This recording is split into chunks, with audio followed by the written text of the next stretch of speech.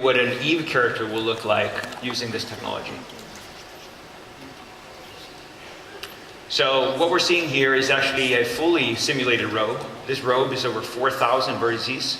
The simulation mesh is 3,000, and this is running in real time on a modern graphics card. And like Ashu mentioned, there's a fallback to the CPU if you don't have a graphics card that can support this. But then we also have an additional fallback on top of that where we animate the cloth via bows, which is the traditional old method of doing it. But you can really see here from the visuals that this is fidelity, I think, that everybody wants on their computer. That's great. Yeah. And I guess one of the things we are looking at. Yeah, I mean, scalability is the next thing for us. As you noticed in these videos, we're always showing you one character. So it's very natural to ask, so okay, so how do we deal with that? Well, as Tony mentioned in his presentation, we are looking at basically the Moore's Law sort of syndrome, which is every year basically we roughly double the computational horsepower of the GPU. So really I fully expect that in about 4 or 5 years you'll be able to have scenes with hundreds of characters on scene in Eve and interacting and meshes colliding and simulating with each other. And it's very important to explain this point because it's not maybe immediately obvious, but some of the stuff we do with Eve is actually very forward-looking and very strategic. We have to see where the hardware is trending, and we then have to build towards that because, you know, Eve just keeps on running. It keeps on growing. It keeps on getting better. We keep on getting more players. We have bigger fleet fights. We're going to see the same in Incarnate. We're going to see more and more people.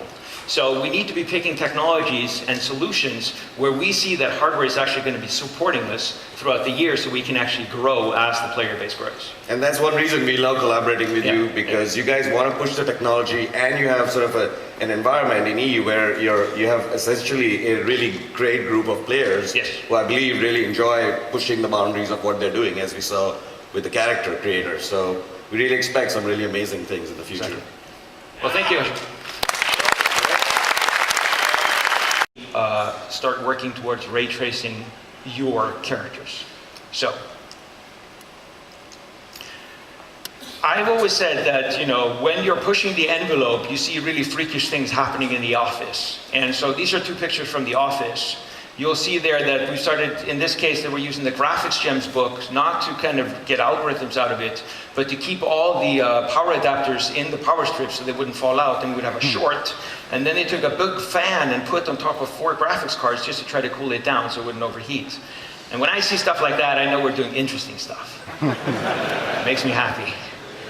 So, yeah, I want to stop the jibber jabber and show you some of the results of what we have already. So this guy is actually ray traced through optics.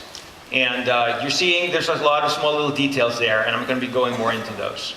So here you can see a comparison of DirectX versus optics. And I want to draw your attention to certain areas, like around the nose and around the mouth. You'll see that in the DirectX case, we're using the typical local light approximation. So we're getting really hard shadows. The lips don't really look real because there's a really dark line going right between them. Whereas with optics, you're seeing a correct scattering of the light, and thus a far more realistic shading of that area. Same thing goes on up here in the hair. The hair is actually self-shadowing in optics because it's all ray traced through strands. And also the hair is actually dynamically tessellated, so you don't see any angular triangles like you normally would see. And there's also some filtering that's happening in optics as well, so you don't see the aliasing pattern that you can see in the real-time DirectX hair. I have some more pictures. Here's another one.